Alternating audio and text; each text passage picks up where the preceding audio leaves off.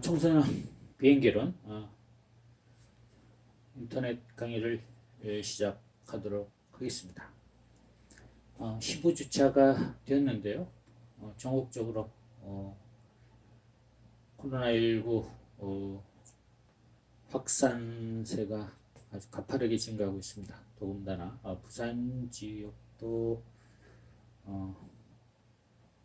그 발병자가 많이 발생하고 있는 상황이어서 전격적으로 온라인 교육으로 방침이 정해졌습니다. 우리 학생들도 건강에 유의하시고요. 전반적인 내용은 중간고사 이후의 내용들 중에서 요약 정리를 하면서 지나가고요. 이번 주가 14주차가 됩니다. 다음 주가 기말고사와 종강이기 때문에 전반적으로 좀 필요한 부분 또는 중요한 부분이라고 생각되는 부분들 에 대해서 살펴볼 수도 있고 전반적인 흐름을 한번 짚어보는 것도 나쁘지 않을 것 같고요. 그리고 또 좀 전반적인 교재를 중심으로 해서 전반적인 흐름에 대해서 살펴보는 것도 괜찮은 것 같습니다. 그런데 주어진 시간이 매우 한 주밖에 없기 때문에 할 것은 많고 한 주밖에 없기 때문에 좀 주요 내용들 위주로 한번 살펴보도록 하겠습니다. 먼저 좀 살펴볼 것이 합리적 선택 이론에 대해서 살펴봅니다. 청소년 범죄에 대한 내용이지만은 이 범죄라는 것은 청소년이나 성인이나 거의 유사한 메커니즘을 가지고 해석이 가능하다는 것이죠. 그 중에서 가장 이제 큰 접근 방법 중에 하나가 고전주의적인 접근 방법이고 또 하나가 실증주의적인 접근 방법입니다. 그 중에 고전주의적 접근 방법 중에서 가장 기본적인 이론적 배경이 되는 것이 바로 합리적 선택 이론인 것이죠. 합리적 선택 이론은 인간은 자유의지를 가지고 있다는 것입니다. 그래서 자유의지에 의해서 인간은 어떤 행위, 범죄 행위도 마찬가지지만 어떤 행위를 선택할 수 있다는 것이죠. 이 어떻게 보면 인간을 매우 주체적인 존재로 파악하는 것이죠. 어떻게 보면은 합리적 선택, 자유의지 이런 것들이 고전주의 범죄학의 핵심이 되는 용어가 되겠습니다. 이 고전주의 범죄학을 창시한 사람으로서 흔히 베카리아를 둡니다. 오늘날 입장에서 보면은 그게 대단한 것이 아닌 내용이겠지만 이 당시에는 엄청난 혁명적인 내용으로 평가된 주장들을 당시에는 했었죠. 그런데 여기서 문제되는 것은 인간을 합리적인 존재라고 보는데 합리적 정확하게 상황 판단을 할 수 있다는 것이죠. 그런데 과연 인간이 합리적인가 물음을 해보면은 인간이 합리적인 것 같으면서도 사실상 보면은 매우 불합리하죠. 우리가 어떤 상황에 대해서 정확한 판단을 할 것 같은데 정확한 판단을 못하는 경우가 아주 많습니다. 우리에게 제공되는 정보가 부족할 수도 있고요. 또 하나는 많은 정보가 우리한테 주어지더라도 그것을 정확하게 분별할 수 있는 능력이 우리는 충분하다고 생각하지만 정말 인간의 능력은 어떻게 보면 한계가 있는 것이죠. 그렇기 때문에 합리적인 존재로 보지만 과연 합리적인가 하고 우리가 깊게 질문해 보면 합리적이다라고 대답하기가 매우 어렵습니다. 모든 학문을 하다 보면 인간은 좀 불완전하다는 존재임을 전제하지 않고는 공부가 되지 않는 경우가 많습니다. 그런데 전체 범죄를 봐도 3분의 2 정도가 계획적이지 않는 그런 비계획적인 행동의 결과가 많다는 것이죠. 예를 들면 뭐 격정 범죄들 이런 것들은 비계획적인 상황에서 어떤 상황에 맞닥뜨려서 흥분이라든가 아니면 자기의 그 감정을 좀 목재지 못한다든가 해서 일어나는 범죄가 매우 많다는 것이죠. 그래서 범죄자는 이 합리적 선택 이론에 보면은 그 자유의지인데 자유의지를 부여하는 것들이 바로 이익과 손해죠. 이익과 손해를 구분한다는 것이죠. 어떤 행위를 했을 때 이익이 많으면 그것을 할 만한 동기가 부여된다는 것인데 범죄도 그렇다는 것이죠. 범죄로 인한 이익이 많으면은 범행을 할 가능성이 매우 높다는 것이죠. 그래서 고전주의 학자들 또는 고전주의 이론에 근거한 범죄 대책 이론은 손해를 많이 주는 것이죠. 이익보다가 손해를 많이 주는 것입니다. 손해를 많이 주는 방법을 법적으로 처벌하는 것이죠. 이 사람이 이 100원어치의 이득을 봤다면은 110원 또는 120원어치의 그 처벌을 가하면은 이 사람은 이익보다 손해가 많기 때문에 범행을 하지 않을 것이라고 가정하는 것입니다. 그래서 여기서 또 중요한 문제는 그럼 손해를 아주 많이 주면은 범행을 하지 않을 것인가? 그렇지는 않다는 것이죠. 이익과 상응하는 정도의 처벌, 조금 더 약간 높은 수준의 처벌이 효과가 있지. 이익은 100원을 받는데 손해를 1000원어치의 손해를 준다 이러면 이것은 더 많은 그 범죄 피해를 가져올 수 있다는 것이죠. 그래서 무조건 엄벌주의, 강력하게 처벌하는 것만이 능사는 아니라는 것이죠.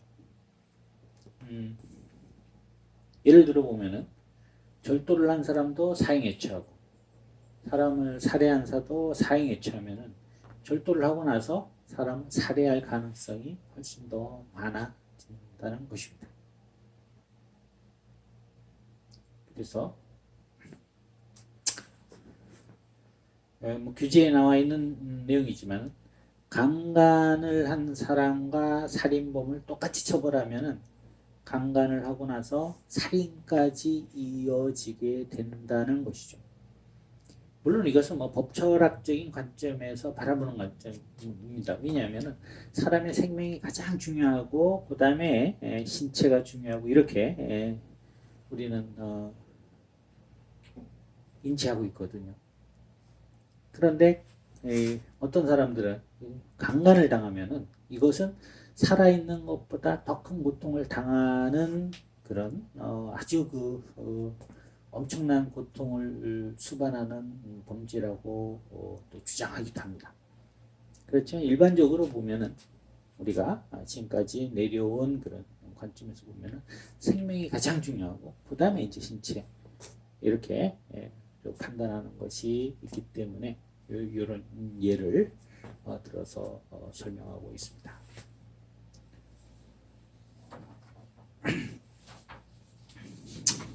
그래서 이제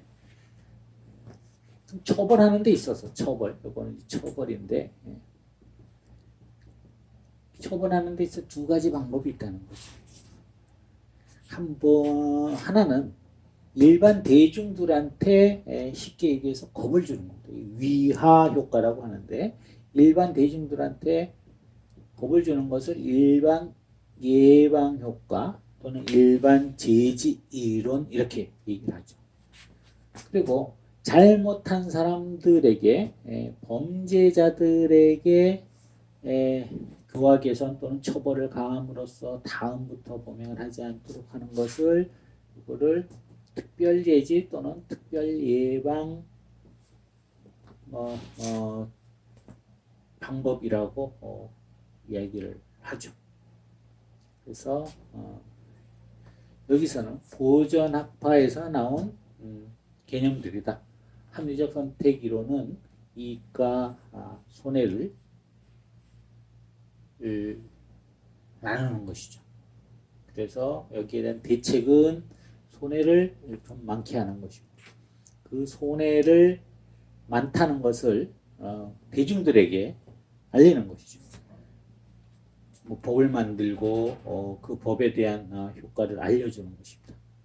당신네들이 어떤 다른 사람의 생명을 빼앗거나 또는 신체를 다치게 하거나 다른 사람 재물을 빼앗거나 하면은 이 정도 처벌을 받는다. 그러니까 하지 마라 하는 것은 일반 예방이고 그럼에도 불구하고 범행을 한 사람들에 대해서는 적절한 처벌을 함으로 인해서 그만큼 고통을 받도록 하는 것이 주된 그 목적이죠. 그러면 다음부터는 그런 범행을 하지 않을 것이라는 가정하에서 이런 사람들에 대한 이런 억제 또는 제지 이런 것을 특별 예방이라고 합니다. 이 당시만 해도 초창기 학자 중에 체자레 베카리아라는 아주 범죄학에 있어서의 선구자적인 역할을 했던 학자죠. 이 당시에 유럽에서는 아주 그 형사사법 제도가 잔인하고 무자비했었죠. 이런 것들이 정비된 것이 최근의 일입니다. 우리도 뭐 조선시대만 해도 그 엄청난 고문들이 일어났던 것들을 볼 수가 있죠. 뭐 흔히 뭐 그 사극에서 보는 것처럼 뭐 주리를 들고 이렇게 다리를 묶어가지고 그 뭐 크다란 장대로 넣어가지고 이렇게 하는 이런 것들은 정말 그 잔인한 형벌이었는데 어떻게 하면 더 사람을 잔인하게 어떻게 하면 더 고통을 줄까 개발했던 것이 당시의 그 형벌의 역사였죠. 그리고 잘못한 사람들을 뭐 많이 잘못할수록 더 잔인하게 그 사람을 고통스럽게 만들므로써 주위의 많은 백성들에게 이러면 안 된다는 것을 보여주고자 했던 것이죠. 그래서 예전에 보면 정말 그 잔인한 그 형벌들이 많습니다. 뭐 그 마차로 서로 매달려 가지고 거열형이라 해서 그 수레거자 찢어지려 해서 마차에 매달아 가지고 그 힘센 그 말들이 팔다리를 잡아 끌면은 떨어져 나가는 이런 형들도 있었고요. 또 뭐 그 지수들을 처형하는 방법 중에서 한 방에 이렇게 뭐 그 생명을 빼앗는 것이 아니고 여러 가지 고문을 통해 가지고 뭐 그 아주 그 사람을 고통스럽게 아주 고통을 느끼면서 이렇게 죽어가도록 만드는 형벌들이 많이 있었습니다. 이 당시에 같은 우리나라 시대면은 뭐 18세기라고 하면은 1700년대가 되겠죠. 뭐 숙종, 영조, 정조 시대 이 정도 이제 조선 뭐 후기에 그나마 우리 그 조선 시대에서 조선 전기에 태평성대가 있었다면 조선 후기에 그나마 태평성대였던 시기였었죠.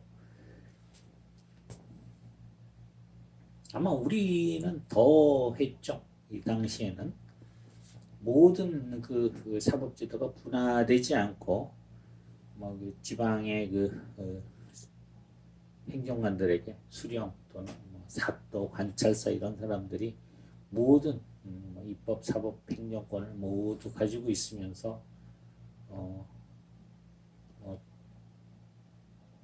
잘 다스리곤 했지만은 이런 범죄자를 처벌하는 데 대한 기준 같은 경우는 각 사또마다 틀리고 전혀 그 지역마다 틀리고 물론 기본적인 법전이 있었지만 그렇게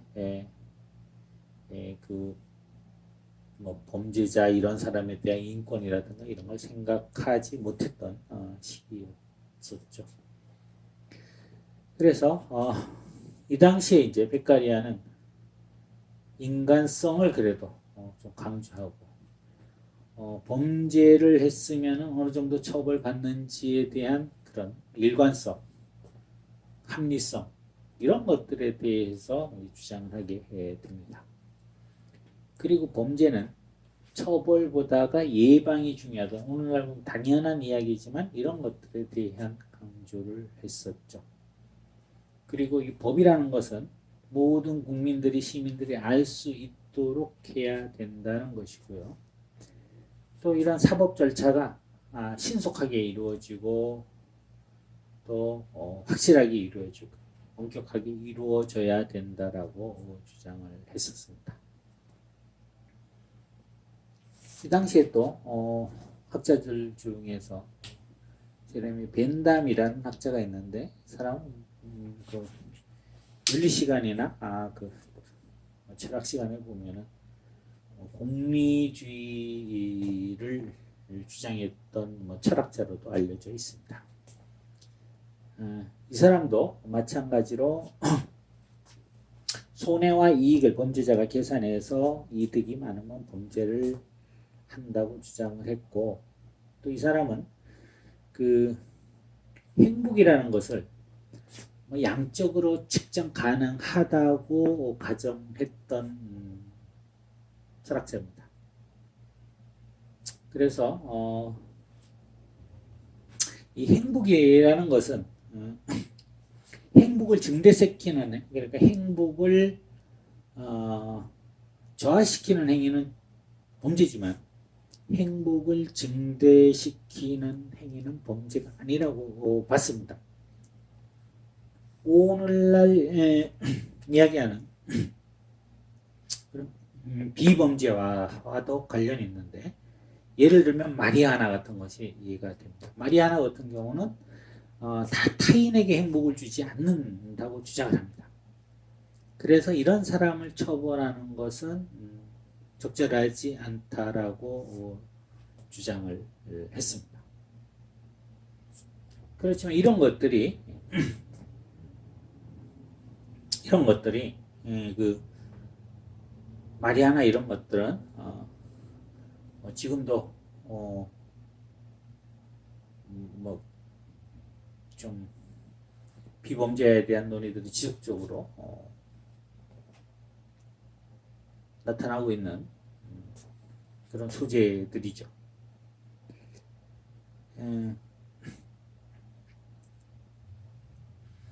이런 것들 처벌하는 것은 이제 그 개인적 법익, 사회적 법익 중에 사회 전체에 대해서 사회적 법익을 해치는 이런 행위로 보고 처벌하는 것이죠. 그런데 이런 것들을 보면은 어떻게 보면은 이 공리주의적인 관점에서 보면은 사회에 크게 해를 끼치지 않기 때문에 처벌을 하는 것은 바람직하지 않다라고 주장을 하게 되는 것이죠.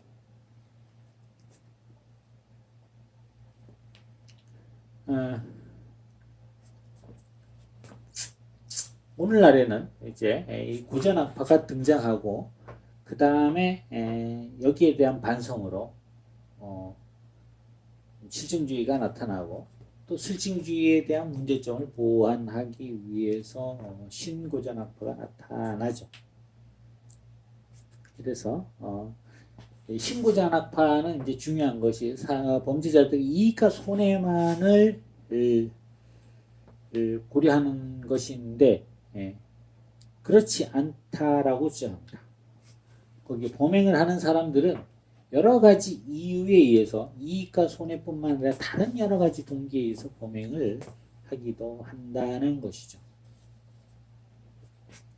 그래서 좀 사람마다 좀 다른 측면이 있다는 것입니다. 예를 들면은 어린아이와 성인은 똑같은 범죄를 해도 그 정신적인 차이에서 다르고 또는 정신이 온전한 사람과 온전하지 못한 사람의 행위를 똑같이 처벌해서는 안 된다는 것이죠. 그런데 고전주의 학파들은 범죄 행위에 대해서 처벌하기 때문에 그런 것들에 대한 동기나 또는 범행 능력에 대한 고려를 하지 못했다고 하는 것이죠. 그래서 신구자원 학파는 인간 합리적인 존재이다. 그렇지만 거기에는 여러 가지 개인적 차이를 고려해야만 된다고 주장을 합니다. 왜 또 고전 학파가 나오냐 하면은 합리적 선택 이론에서 고전 학파에서는 처벌을 중시하죠. 고전 학파에서는 처벌을 중시하는데 처벌을 해봐도 개선되지 않는다는 거죠. 그래서 실증주의에서는 좀 처벌보다는 교화 개선에 초점을 많이 맞춥니다.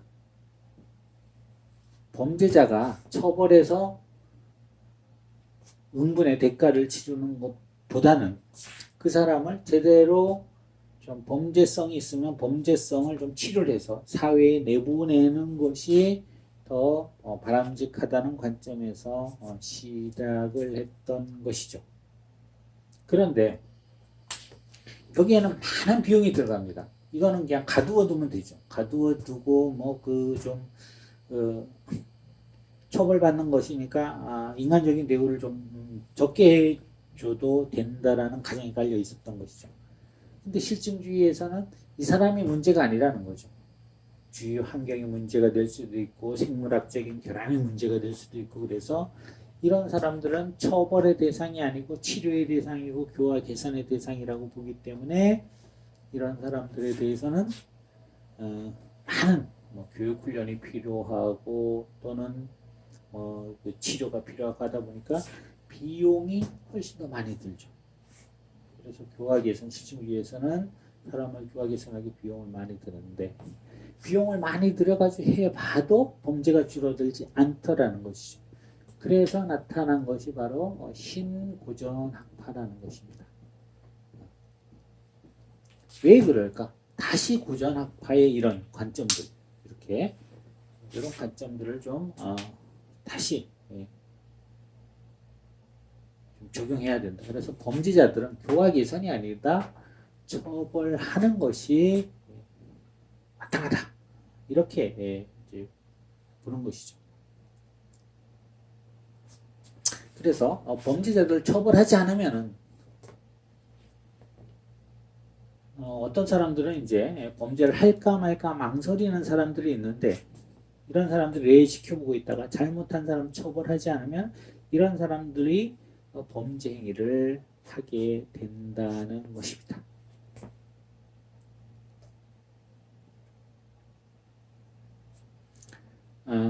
손해와 이익을 계산하는 방법 중에서 이제 또 일상활동 이론이 나오는데 일상활동 이론은 범죄자가 있어야 되고 적절한 표적이 있어야 되고 그 표적을 지킬 수 있는 여러 가지 그 보호 장치들이 없을 때 범행이 일어난다는 것이죠. 그래서 이익을 할 수 있는 어떻게 보면 기회를 좀 차단하는 것이죠. 기회를 없애게 되면은 범행이 적게 발생할 것이다. 물건을 가져가려는데 그걸 장벽을 튼튼히 해놓으면은 이 범죄자들이 그것을 가져가려는 의지를 적게 감쇄시킨다는 것이죠. 여기 맨 처음에서 살펴봤듯이 과연 인간이 합리적인가 또는 범죄자들이 합리적인가. 어떻게 보면 범죄자들은 인간보다가 평범한 사람들보다 범죄자들의 부류에 들어가는 사람들은 훨씬 더 비합리적일 수가 있는 것이죠.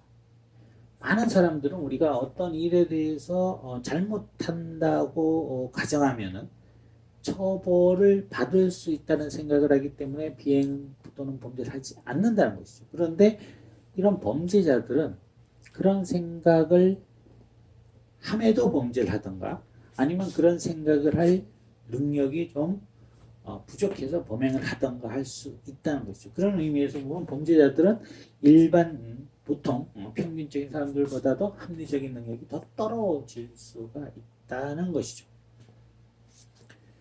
그런데 많은 범죄자들이 보면 이익과 손해를 제대로 판단하지 못한다는 것이죠.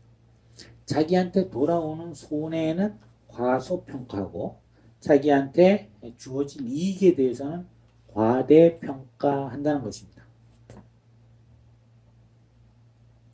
주로 이런 사람들은 이제 정보를 제대로 수집하지도 않고 자기한테 좀 유리한 정보만 수집하는 경향이 있다는 것이죠. 정확한 정보를 수집하지도 않고 좀 부정확하더라도 자기한테 유리한 정보를 수집하는 경향이 있기 때문에 이익과 손해를 제대로 판단하지 못하는 경우가 될 수도 있다는 거죠. 그리고 또 여기 이익과 손해는 주로 재산 범죄에서는 어느 정도 좀 설명이 가능한 부분도 있다는 것이죠. 우리가 뭐 남의 물건을 가져올 때 범죄자들 같은 경우에 아주 돈 안 되고 아주 값어치 없는 물건을 가져가는 경우는 거의 없다는 것이죠. 가져갔을 때 돈이 되거나 다른 사람에게 되팔았을 때 누가 뭐 충분히 값을 치러주고 구매할 수 있을 정도의 물건들을 가져간다는 것이죠.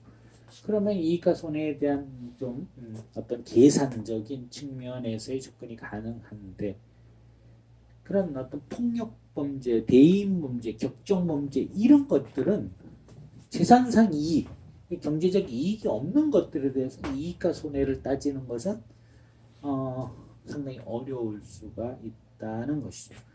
물론 여기서 보면은 이익과 손해를 따지는 것이 주로 이제 경제적인 관점에서 보는 것이죠. 그런데 벤남 같은 경우는 이 이익을 경제적 관점뿐만 아니라 어떤 행복이라는 것도 그런 수치화할 수 있다라고 본 것인데 이익과 손해를 경제적인 측면 아닌 무엇도 있겠죠. 당연히 우리가 뭐 정말 자기가 뭐 폭행하고 싶은 사람을 폭행을 했을 때 자기가 그 사람에 대한 뭐 이런 뭐 만족 나는 저 사람에 대한 뭐 응당에 뭔가를 했다는 만족도 있을 수가 있다는 거죠. 그렇게 보면은 그런 가치까지 비용으로 계산할 수 있다면은 거기에 대해서 이익과 손해를 고려할 수가 있겠지만은 일반적으로 그런 것들을 계산하기가 상당히 좀 어려울 수가 있죠.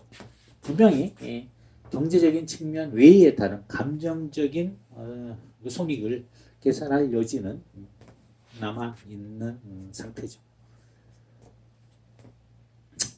소년들도 그럴까 그런 거죠.